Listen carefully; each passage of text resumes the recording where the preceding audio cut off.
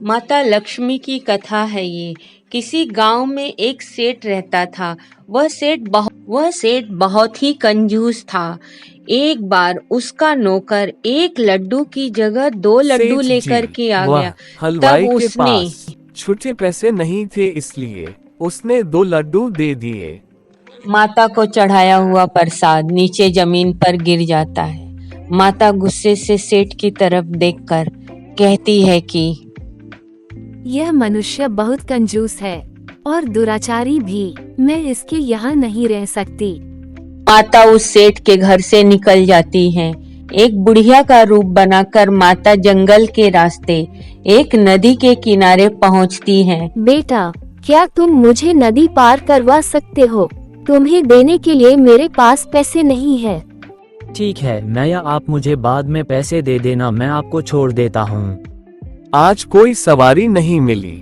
बच्चों के जन्मदिन पर इस बार भी कोई उपहार मैं नहीं दे पाऊंगा। माता उस नाव वाले की मन की व्यथा को समझ रही थी, इसलिए चुपचाप रास्ते भर बैठी रही। नया, आप नदी पार कहाँ पर रहती हो? बेटा, मैं नदी के पार पहाड़ों पर रहती हूँ। तुम एक अच्छे इंसान हो। मेरे पास पैसे नहीं है, तभी तुमने मुझे अपनी नाव पर बिठाया। क्या कोई बात है? तुम परेशान लग रहे हो बेटा। माता की बात सुनकर नाव वाले ने बात बदलने के लिए माता से पूछा। नया, आप नदी पार कहाँ पर रहती हो? तब माता ने उससे कहा, बेटा, मैं नदी के पार पहाड़ों पर रहती हूँ। नदी पार करके नाव किनारे पर आकर के लग गई।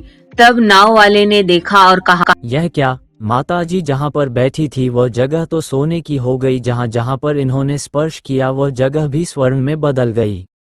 आप कोई मामूली महिला नहीं है, माताजी कृपा करके मुझे अपना दर्शन दीजिए। जय हो लक्ष्मी मैया, मेरे तो भाग्य खुल गए। आप मेरी नैया में बैठी इस गरीब का जीवन धन्य हो गया। तुम एक अच्छे इंसान हो। मेरे पास पैसे नहीं है, तभी तुमने मुझे अपनी नाव पर बिठाया। बेटा, तुम एक परोपकारी मनुष्य हो, जिसने मनुष्य रूप में भी मुझे निर्धन जानते हुए भी मेरी मदद की।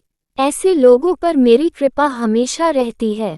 तुम ऐसे ही परोपकार करते रहना। मैं तुम पर हमेशा प्रसन्न रहूंगी। माता, मुझे इतना आशीर्वाद दीजिए।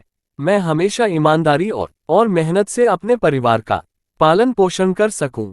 माता उस नाव वाले को आशीर्वाद देकर के अंतर्धान हो गई। कहानी पसंद आए तो चैनल को लाइक और सब्सक्राइब करें।